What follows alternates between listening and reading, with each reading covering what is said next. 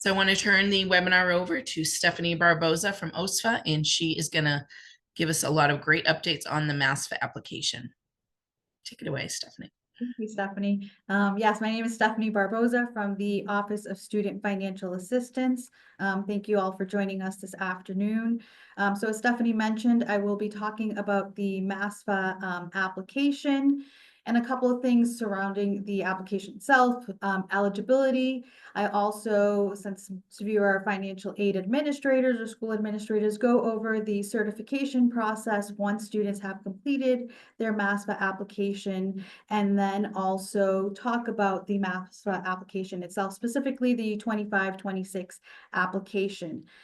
So as we mentioned, there is a lot of material that we would like to cover during today's session. So the first piece is going to be about, as I mentioned, who is eligible to complete the MASFA application. So say students who aren't eligible to complete the FAFSA due to either their immigration status or because they are not eligible to receive federal aid, are eligible to complete the Massachusetts application for state financial aid.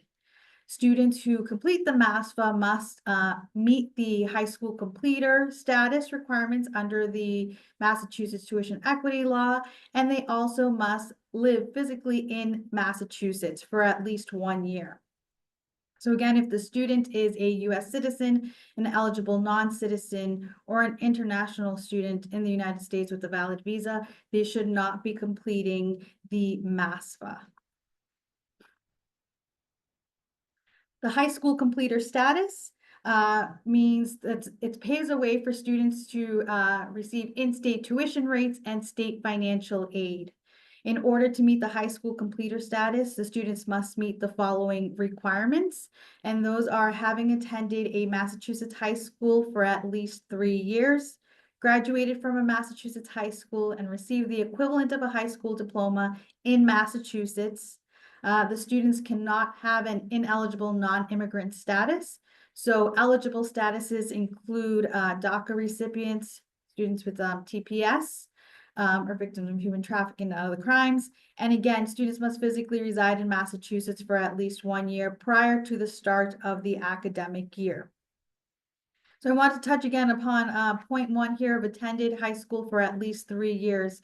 When we say that, we are saying again that students should have been in attendance in a high school in Massachusetts for 3 years. If a student has partially attended 1 year, that will count towards the 3 academic years. So for example, if we had a student who entered in January, 10th grade, completed the 10th grade, then also went on to complete 11th and 12th grade in a Massachusetts high school, they would be eligible or meeting the criteria of having attended school for 3 years at Massachusetts high school.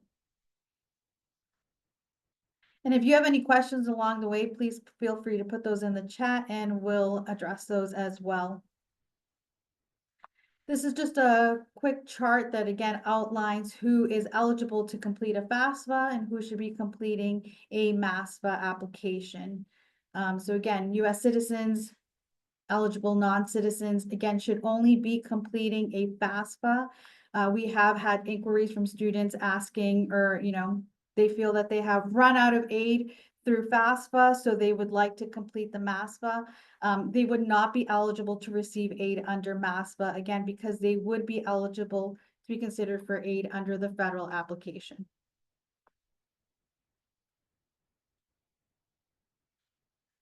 Just quickly, a bit more about the MASFA application itself. It is only available in an electronic format. We do not have paper applications for the MASFA. It uses the application itself, or the form uses smart logic. So as the student is answering questions, there may be other questions that pop up depending on what's being answered, or there may be some questions that are omitted. So every student's application may look a bit differently in terms of the information that is being requested. The students complete the application via the student experience portal that is up on our DHE website. We ask that students complete the application on a computer or laptop. We don't recommend a mobile phone because there are documents that students need to download before they sign off on their application, and that can get a little bit tricky on a mobile phone. Again, the application itself, the information that we collect, is used to help determine students' eligibility for state financial aid, state and institutional financial aid programs. Again, the information that we collect will be reviewed by our office, and then the data is also submitted over to the school so that they can review to determine students' eligibility for aid. And then we just, if you are working with the student who is completing the application, we highly advise students to make sure that they're reading each question very carefully before they're providing the answers. Again, as I said, because the form uses some smart logic, there would be sections that students may skip. For example, sometimes we have students, just like on that FAFSA, that subsidized loan question, that students may answer no to, that they can't provide parent information. That skips all of that part of the application, and then students eventually will have to go back and make those corrections. So we want to try to avoid that, the first time that they're completing the application, so we can process it smoothly from the start.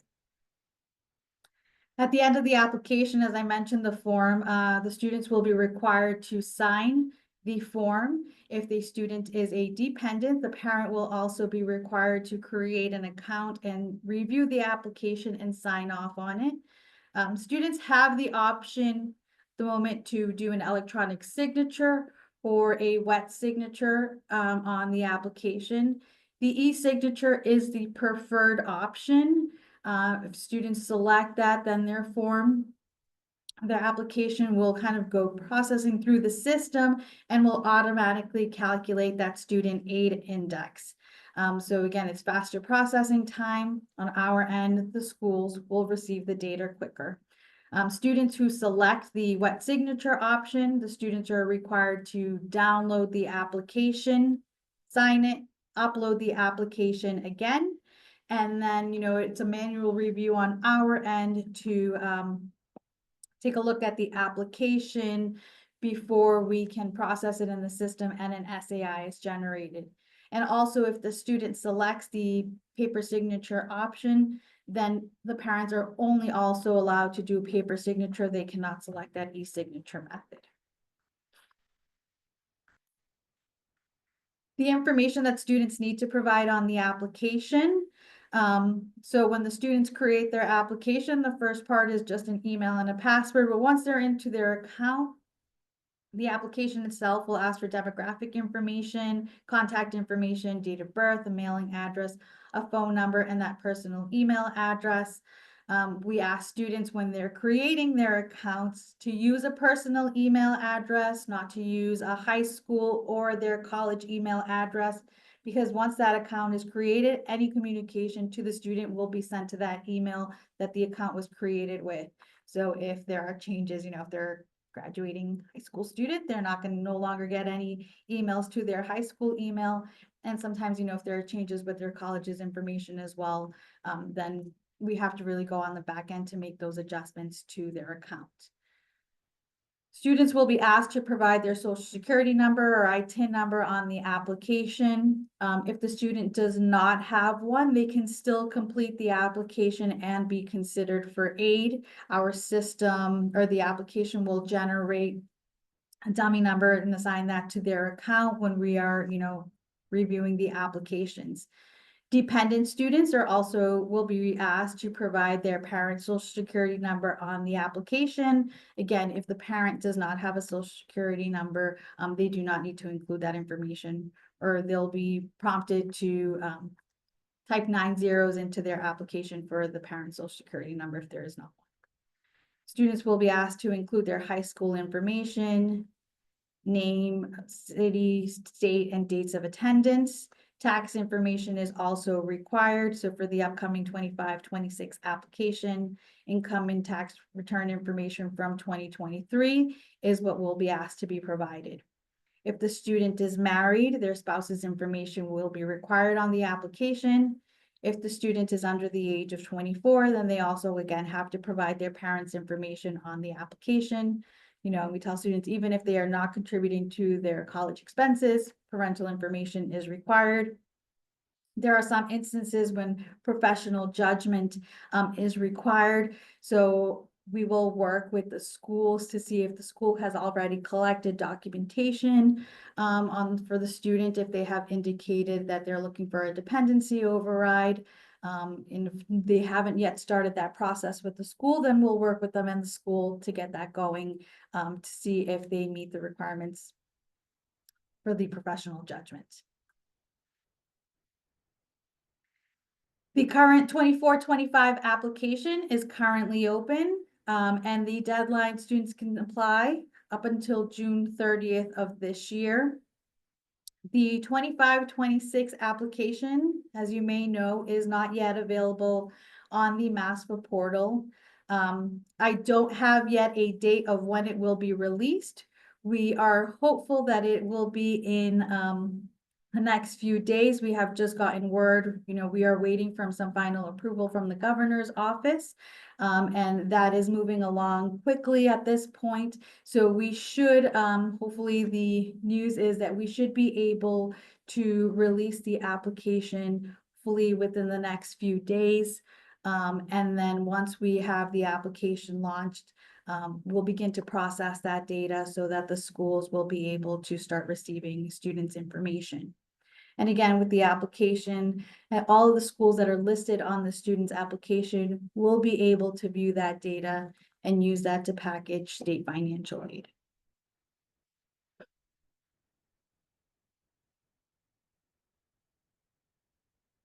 We have application statuses, and I just wanted to talk a little bit about what those statuses mean.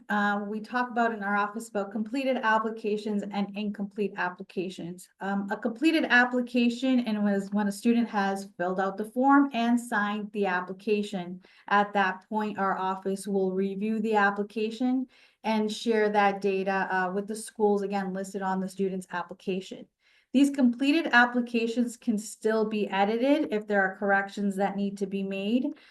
So for example, sometimes we have those students who may have that rejected dependent status because of, what they did or did not include in their application. So we can have the students go back, make those corrections to those specific questions under the unusual circumstances section, where then they'll be able to include parental information. But we also have sometimes students who need to make corrections on, the degree information that they have submitted. Sometimes also high school information. So the students, again, can go back and make those corrections to their application, even if it is under a completed application status. Incomplete applications means that the student has started an application, but has not finished, or maybe they have filled out the form in its entirety, but there are signatures that are still pending, even from the student and or parent.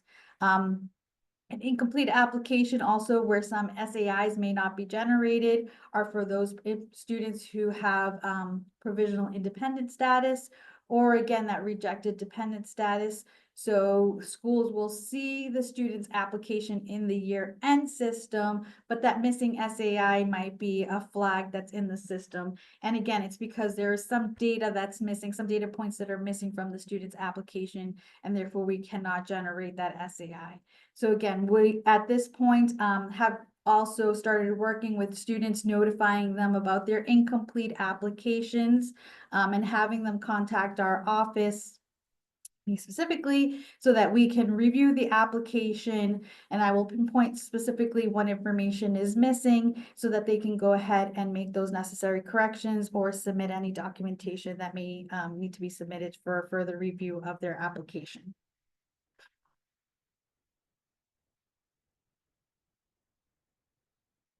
Once the student has a completed application, they will receive a notification from the application itself, letting them know that the application has been signed by the student. If an SAI has been generated, if they are a dependent student, they will, be notified that the parent has to sign their application. Once the parent completes the signature process, they'll get an email again that the parent has signed off on their application.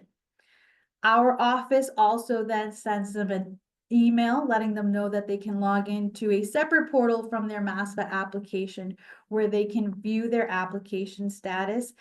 They'll see the student index, aid index that was generated. They'll see one of the schools that was listed on their application and then a tentative Mass Grant award. We also tell the students that, they should be contacting their school that they're attending for more information on their financial aid eligibility and any next steps that they may need to take with the school in order for that aid determination to be made. Within this portal, students will also be able to see if there are any ineligible reasons that they may need to clear up. So for example, sometimes we have students who on their application indicate a state other than Massachusetts that they reside in.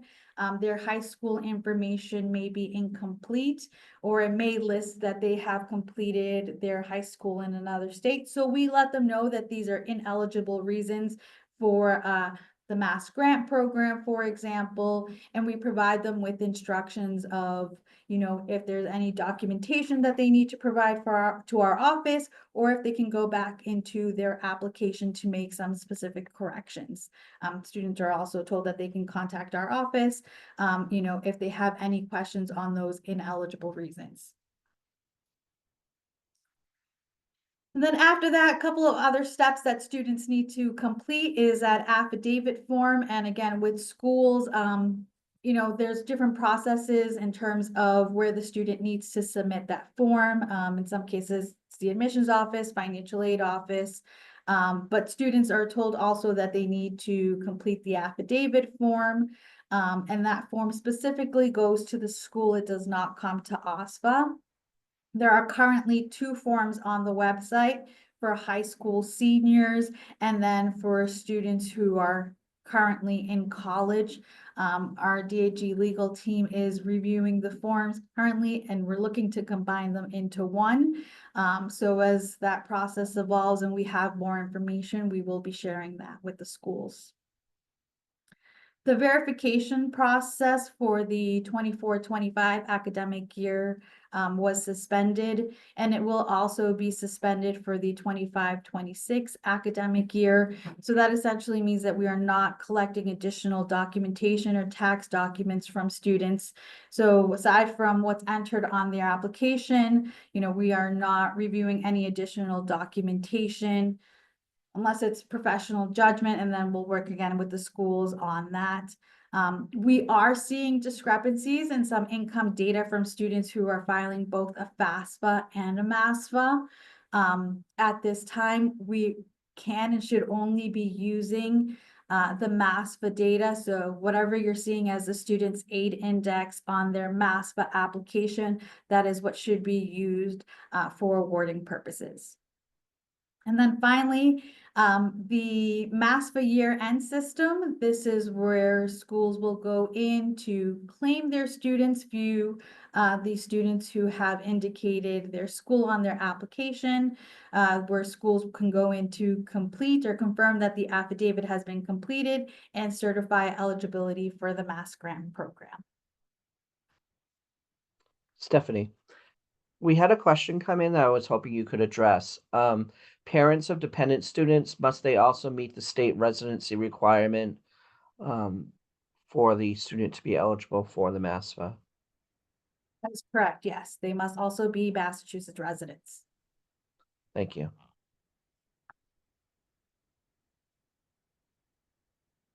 So I think we're going to take a quick second here to just poll the group. I do have a couple of slides on the MASFA processing platform that is currently housed in our year-end reporting system.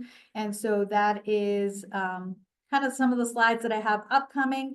And then I also have a demo of the MASFA application. So I just wanted to take kind of a quick sense of what people would like to hear more about, if we want to focus more on the processing platform or go through the MASFA application a little bit more in depth. If everybody wants to just type a quick answer in the Q&A, and you can keep going, Stephannie, and I'll let you know what we're hearing.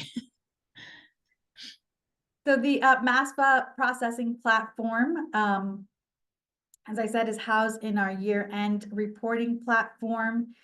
Through the year-end system, again, schools can view the MASFA applicants, the students who have indicated their school on their application through this platform. Again, you can claim the student, you can transfer the student, essentially claiming the student, but if maybe, you know, in the fall semester they're at one institution and now they are yours for the spring semester, you can do a transfer. You can report that the affidavit has been received, completed by the student. And again, mass grant certification is done through the processing platform. You also now have the ability with us to have a student report in a PDF format, which has some like the ICER data that you would be able to view. So we have some of that information in a PDF report that gets uploaded quite a bit with updated information from the students as their data comes in. Currently, there is a disbursement payment report where you can see what payments have already been dispersed. We do have additional reporting that is coming soon, as you'll be able to see the students who are in ready to certify and ready to pay status. I know we have been asked, you know, to have something a little bit more simplified where you can view that data versus having it all on that certification screen, which can get a little bit clunky to read and view, you know, which students have been certified and not. So those reports hopefully are coming soon, and that information will be available to you all. So Stephannie, real quick, we are getting mostly folks wanting more detail on the processing platform, but also a few that would like a little bit more info on the MASFA application. So if we want to focus on the platform first and then give a preview of the MASFA application towards the end when we have more time, that'd be great. So a little bit of both, but mostly the processing. Okay, so perfect, because that's where my slides are going. Okay, so in the year-end reporting system, this is kind of the home page for that. We'll send out links. If you do not already have access to the year-end system, you can contact Robert Brunn and he will provide you with your credentials for the system here. When you go in, again, it's where your year-end reporting data is. So the third option is MASFA processing. You'll see that we already have 25 and 26 available. So mentioned, you know, our 25-26 application is ready. Once we get that, you know, stamp of approval, we'll be ready to launch it. So our MASFA processing system is also ready to go. So once those applications start coming in, that data will start to feed into the system as well. On the home page there, again, these are all the available tabs at the moment. Your students, where you can claim them, confirm the affidavit is received, again, transfer, certify your dispersed students. That student report that I mentioned earlier. And the foster student data right now, that's for if you have any students who may qualify for the foster child grant program, that application will be housed in the MASFA processing center. We are also working close to having the DCFB assistance program also in the processing center. So from the student screen, again, you'll be able to see all of the students who have indicated your institution on their MASFA application. The student report, again, has some of that ICER data in a PDF version that you can view. But what you're going to see is the student's name, their either SSN or that region number that was created for the student, date of birth, their residency information as they have indicated on their application. Their status is for the SAI, their dependency status, high school, if they have indicated whether they have earned a bachelor's degree or not. The last transaction that was uploaded into the system for that student, and then a Mass Grant award. So you'll see here for this first example, Mass Grant right now is showing 0 because that student does not have an SAI generated. So once that is generated, you'll see from the other examples listed, a tentative Mass Grant award is also populated based on the institution and the student's SAI. Stephannie, is there any sense of the volume of applications you've gotten this year at this time versus last year? That's one of the questions in the chat. So we've received about 1,600 applications for this current year, which is a little bit higher than last year. But again, that's applications received, applications completed or that have some errors. We're looking at, last I'm trying to see, we had about 400 applications that still were incomplete or had some errors on their application, so it wasn't a completed application. And by that I mean also it could be students who have again not finished the application or do not meet high school completer status, or they, we do have some applicants who are FAFSA eligible who have completed a MASFA application, so they fall under also that category of incomplete applications. Great, thank you. So to claim a student, again, all the students that have indicated your institution are listed under the Claim Students tab. You can indicate, both fall and spring semester. So you would just check off that Claim Student tab. Under the Affidavit Completed tab, if you have received the student's affidavit form, you would just check off have signed affidavit.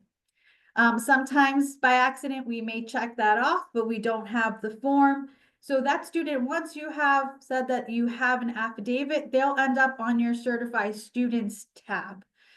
So if by accident, again, you confirm that you had the affidavit, you can go to the Certified Students tab, and I'll show you that in a sec. And then you can uncheck that box, and so the students will kind of fall back under our affidavit completed column.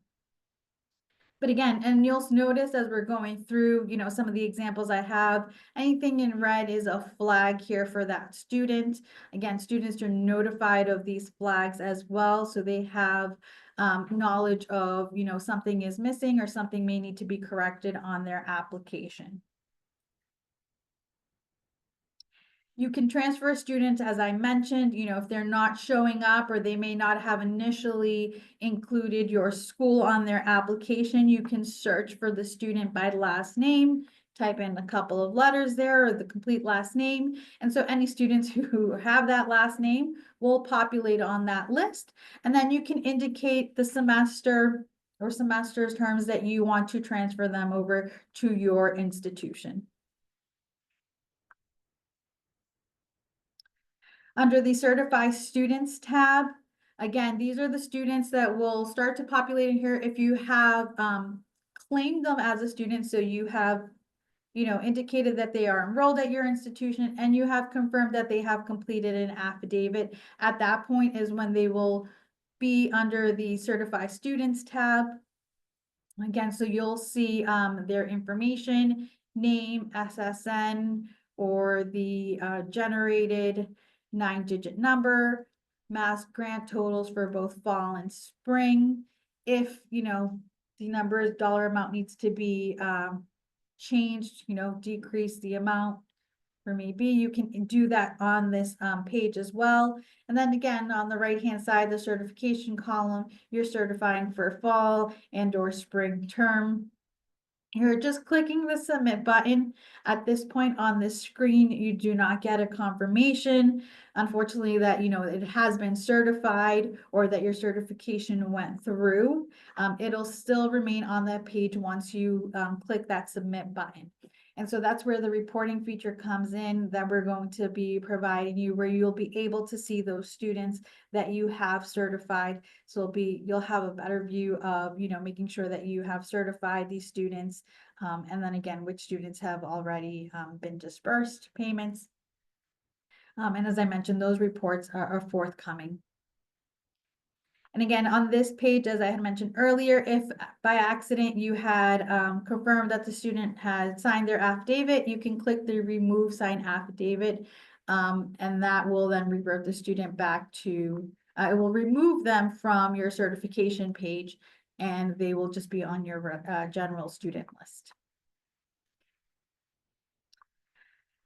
As I mentioned, we do have students, we do have a handful of students who filed both a FAFSA and a MASFA application. Again, in some cases, there are students who are FAFSA eligible and they think that they have to complete the MASFA in order to be considered for state aid. Or we have students who have completed a MASFA and then, were informed that they're not eligible to receive aid. And so they go on ahead and complete the MASFA. If you know that your student is MASFA eligible, they should only be certified in the year-end system. They should not be certified in Mass Aid because that's going to generate duplicate payments, and then that will then require reimbursement on the school's behalf, and it just creates additional steps. So what we've also done in the year-end system, any student that we are aware of that they are FAFSA eligible, we do have a flag where we can indicate that the student should not be awarded via the year-end system. So they will not populate on your certification roster in the year-end system. Some schools are hopefully working both ways. There are students that, we can catch before, they're on your list. Other times, we have the schools who will indicate, no, the student is actually FAFSA eligible. So if you do have any students that that are appearing in the year-end system but should not be awarded in the year-end system, let me know, and so we can make those updates in the year-end system. We cannot make any of those types of updates in Mass Aid. Everything right now has to be done kind of in the MASFA portal. So again, if they're a MASFA student, they should only be certified in the year-end system. They should not be certified in Mass Aid.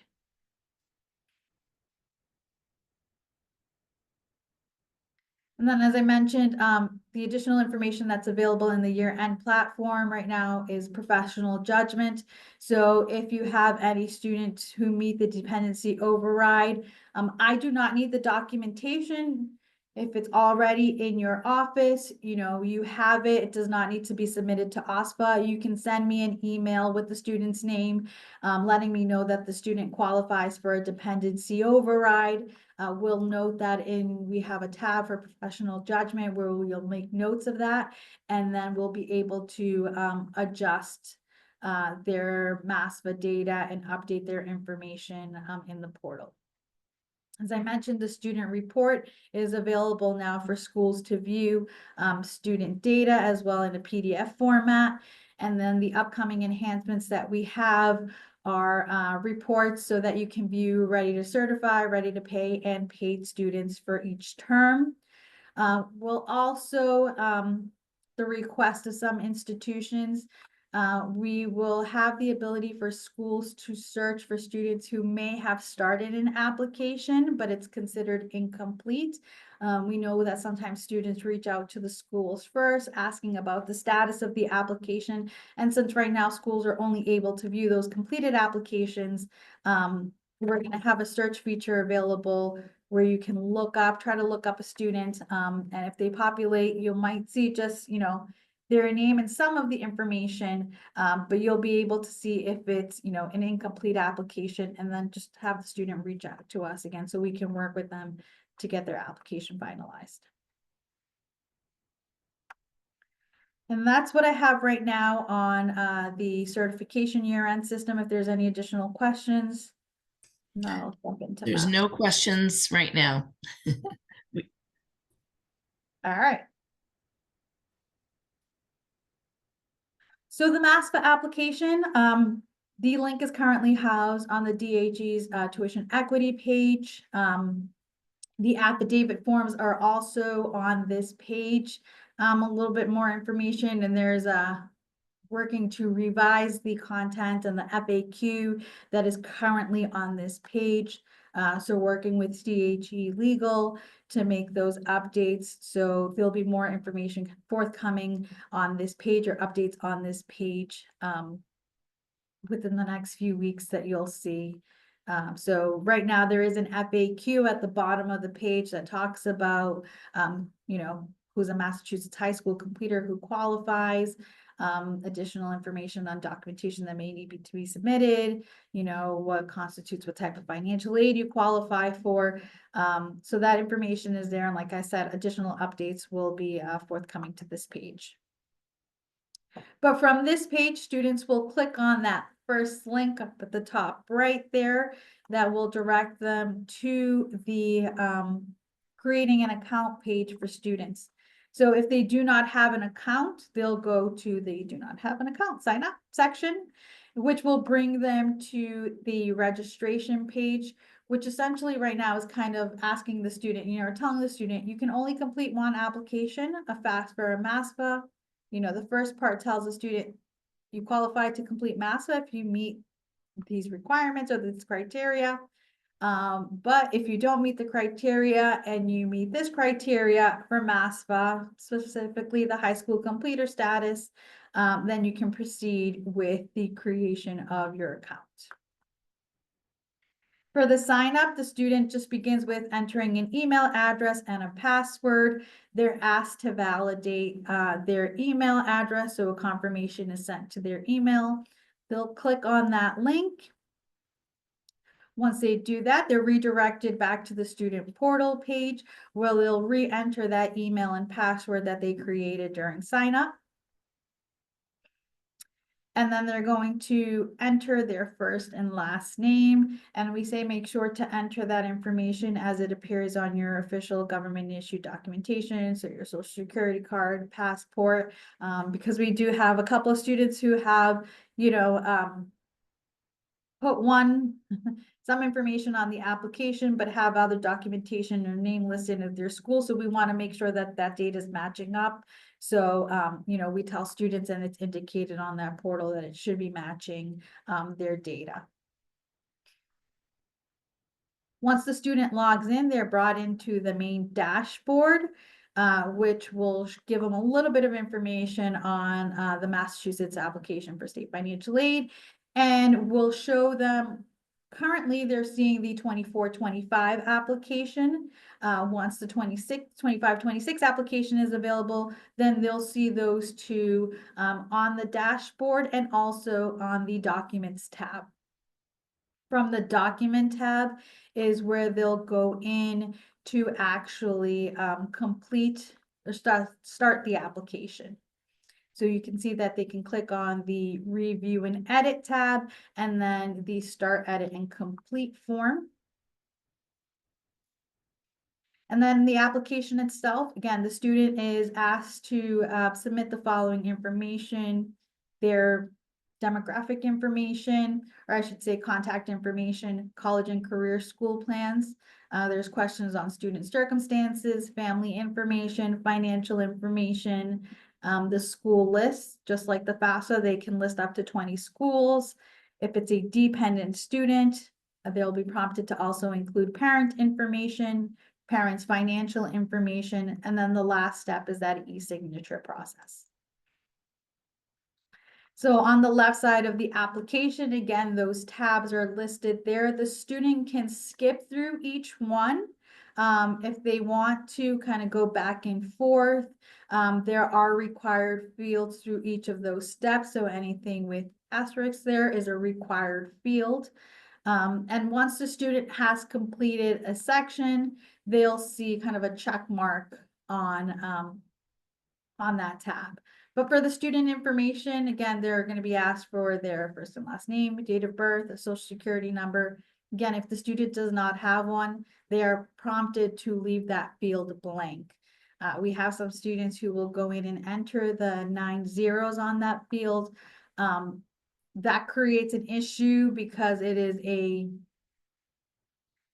an ineligible number. So, we have to then have the student go back and make some edits to their application so we can move forward with the application. But again, if the student does not have one, it should be left blank. Their phone number, the email address will already be pre-populated, a mailing address, their marital status, their high school completion as of the 25-26 academic year, state of residence, month and year the student became a full-time resident of that state.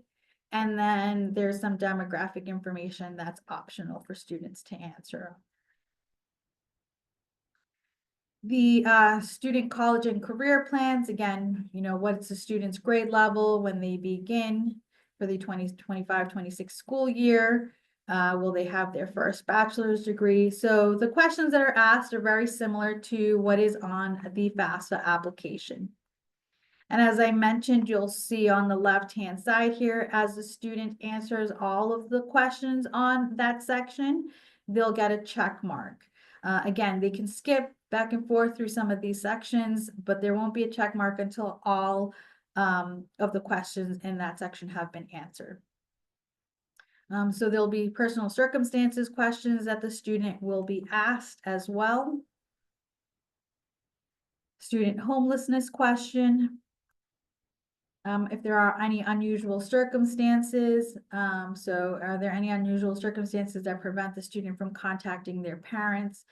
So this is one that sometimes will throw students off a bit.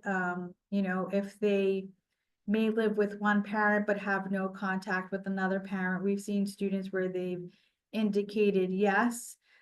So that again makes them have that rejected dependent status. So students have to go back and make those corrections because they do have a parent that they are living with. So again, these are just some of the corrections that we've seen students have to make at times. And then again, the family information, they've indicated that they, do not have any unusual circumstances. Parental information or family information will be asked moving forward in these questions here. And then they will ask for the student's financial information. So did the student file a 2023 tax return? Yes or no. If the student indicates no, that they did not file a tax return, then these questions, the following two questions would disappear. Since they'll just be asked, if they earned any income. But this is specifically asking about whether they file taxes or not. There's a couple of asset questions as well throughout the application for the student and on the parent side as well. And then again, the student has the ability to list up to 20 schools on their application. And because unlike the FAFSA where only one ISER record is generated, for every school that the student lists in the MASFA, a separate record or ISER is created for the student. So again, that's why also we have to kind of go through some of that data sometimes, or the records, to make sure, we're just processing one record for that student. And again, when the student goes into their status portal, they, sometimes will tell us, well, I'm going to, this school and not the one that's listed on, their status portal. And again, it's because there are multiple records that are created and we don't know which school the student is attending at that point. So those are some of the questions also that come up from the students. Again, for a dependent student, parental information will also be requested, just like the students, first and last name, a date of birth. For the parents, there is a social security question as well. In this case, if the parent does not have a social security number, they are prompted to enter 9 zeros. So that 9 zeros is for the parent field, not the student field. Again, same questions, the contact information, marital status, residence information, how many people are in the parent's household, if there are any federal benefits received, and parent filing tax status. So again, if the parent answers yes to they filed a tax return, it will prompt them to enter their tax information. If the answer is no, it's going to ask why they did not file a tax return. So if there was no income earned, or income earned was less than, the filing status. So there's a couple of options that the parents can also select from. Child support and assets questions are also asked for the parent. And then if the parent indicated that they are married or remarried, their spouse's information will also be required on the application. And then we get to the e-signature process here. So again, it does tell the students that they have two options, but again, the e-signature process is the preferred method. So when students select e-sign document, it's going to bring them to view my forms. It's going to ask the student to download their application. So they will have a PDF of all of the information that was entered on their application. They should view it, make sure that everything is correct. If they need to make corrections at that point, they can hit the back button and make those edits. Before they sign off, they're going to ask, to check off that they acknowledge the information is correct. Click on that next button. And then the consent page here is the student is prompted to enter their name, last name, and the password that they created, or that they created when they entered when they created their account. And then they're just going to click the sign bottom at the bottom of the page there. Once the student submits that, they're going to receive a confirmation, as I mentioned earlier, that their application has been submitted. Pretty much it tells them, 2526 submitted. The next step, this is for dependent students. The next step is for you to invite your parent to complete and e-sign the parent section of the document. So once that process is complete, the student is redirected to the documents page. Independent students, their application is complete, no additional information will be needed. The dependent students, again, since a parent signature is required, they'll be prompted to send an invite to the parent. So as I mentioned, they're redirected to their documents tab, and right on that page, it'll tell them that their application still requires parent signature. So they can click the review and edit or update button. Request parent signature button will populate. And then the parent's information, names will populate. So the information that was entered on the student's application, they'll click the parent, and then that parent's email address is going to pre-populate. So whatever the student entered on the application, that's the email that pre-populates. If they need to send it to a different email, in that email box there, they can change that email address as well, but they'll click on that send invitation button. And then they'll get a confirmation that that parent invitation has been sent. So again, the parent will then get an email inviting them to create an account. They'll receive a specific link to create that account. The parents should not be using the same sign up page as the students, because that will only create a student account. It's not a parent account. It does look very similar to the student account, but in the URL, it has parent in it. So that is one way to distinguish that the parent is actually going in and creating a parent account versus a student account. If they're clicking on that link that they received in the email, their email address is also going to pre-populate on this page. So they're just needing to create a password for their account. They're going to go through the same validation steps that the student did. And then when they get back to the sign-in page, they're going to enter that email address and password that they just created. And the registration step will tell them that it's parent account validation. This is where the pages start to look different from the student account, where the parent will enter their first and last name, the last 4 digits of their SSN or ITIN that was on the student's application. So again, this is something that kind of comes up as a problem sometimes. Parent has created an account and it's telling them that SSN or date of birth doesn't match. Sometimes the student incorrectly enters that information on that application. Fortunately, the workaround right now is that the parent enter the information as the student submitted it on the application. And if corrections need to be made, this parent can do that once they've logged into their account. But again, that SSN and date of birth must match what was entered on the application. And again, if the parent, there was no SSN indicated on there, then they're entering those 4 zeros on this piece of the application.